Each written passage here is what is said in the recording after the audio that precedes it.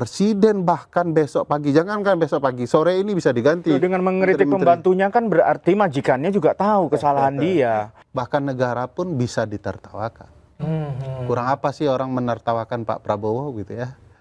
Apakah kurang banyak? Ya, sudah sangat banyak gitu. Apakah kurang sadis menertawakan Prabowo? Sangat sadis itu. Ya justru Jadi kalau menteri-menterinya tidak becus bekerja, presiden bisa memperbaiki kerja-kerja menterinya, pimpinannya. Kalau presiden atau pemerintahan ini tidak bekerja, daulat tanggung jawabnya ada di publik. Publik mengkritik presiden. Nah ini Bang Ferry nih, aduh ya Allah. Kalau saya, kenapa Bang Ferry misalnya nggak mengkritik ada menteri yang sowan ke Solo? Itu kan malah sudah banyak saya kritik tuh Bang. Yang kayak gitu-gitu lah. Saya bahkan mengkritik Pak Presiden Joko Widodo, Bapak sudah ngaku pensiun, sudah pulang kampung, jadi warga negara biasa. Tiap hari ini muncul di TV. Ada yang sowan ke presiden, menteri-menteri, ada polisi yang sowan, ada motor, ibu-ibu kemudian yoga, itu hal yang sebenarnya tidak diperlukan oleh mantan presiden. Sudah kita kritik. Ya. Apalagi presiden sudah wajib itu hukumnya untuk dikritik. Iya, itu bedanya ya. Saya sebenarnya mengapresiasi kabinet bayangan karena diisi oleh orang-orang yang zakon kabinet lah ya, orang-orang yang secara ahli sesuai bidangnya, ada kompetensinya. Cuman masalahnya saya mengingatkan lagi lah Bang Ferry ini. Jangan gini, presiden itu dipilih dia lewat pemilu. Jadi kalau Bang Ferry ini mau ya lebih diperhatikan oleh pemerintah, saran saya itu justru evaluasilah menterinya. Kasihlah saran kepada presiden, ini salah gitu. Jadi kalau Bang Ferry ini langsung tembak ke atas itu nggak work out Bang Ferry. Kenapa tidak work out? Ya nantilah lihat aja. Nggak bisa dong, Abang harus terbuka juga. Kenapa mengkritik presiden tidak diperkenankan, tidak work out untuk memperbaiki kinerja? Ini Bang, misalnya bukankah sistem, Abang harus ingat pasal 17 Undang-Undang Dasar. Presiden dibantu menteri-menteri. Ini pembantu presiden. Kalau ada salah di rumah, itu tuan rumahnya yang dibenahi.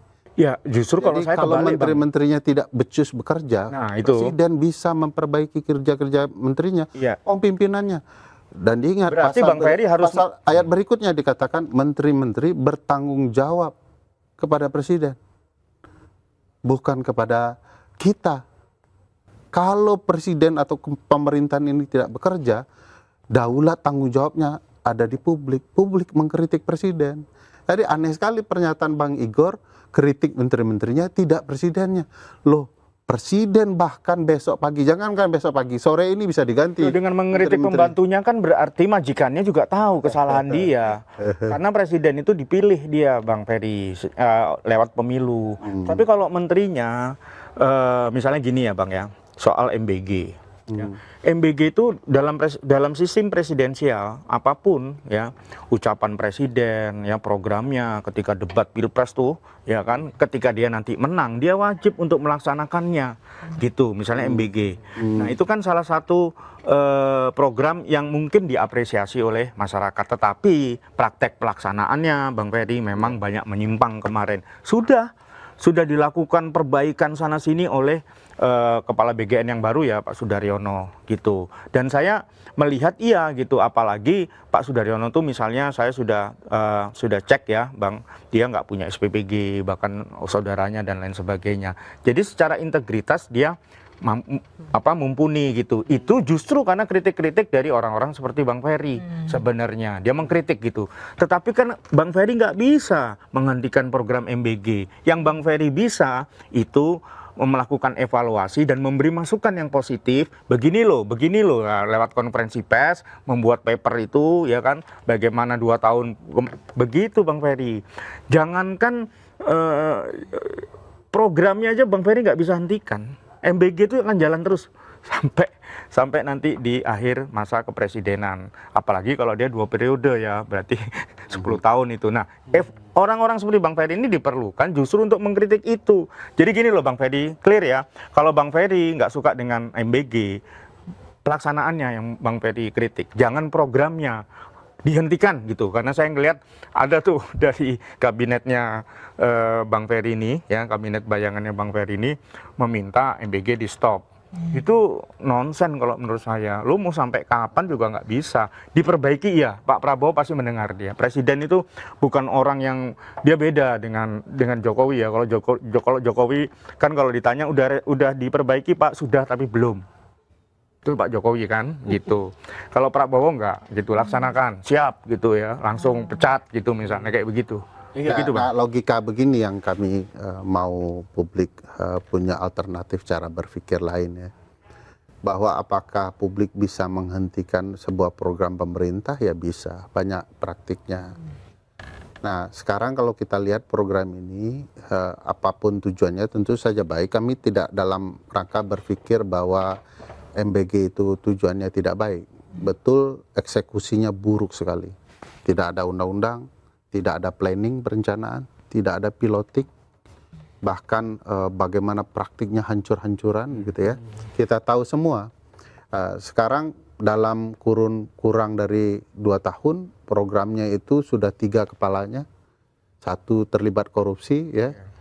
Nah bahkan dan semua pembicaraan kepala BGN punya problematika.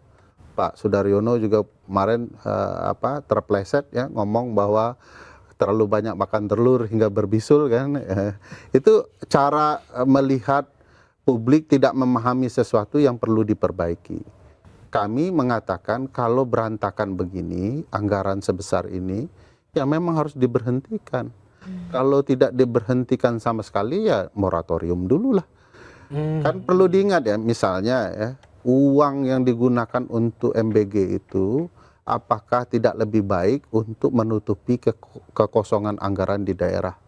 Transfer ke daerah kosong habis-habisan, ratusan daerah kemudian mempertanyakan potensi ambruknya mereka ketika tidak mampu membayar gaji P3K dan lain-lain. Nah cara berpikir ini yang perlu jadi alternatif lain. Kita punya alternatif agar membangun kesadaran publik. Soal apakah kami tidak mampu menghentikan sesuatu, bukan itu target kami. Kami mau publik punya alternatif berpikir.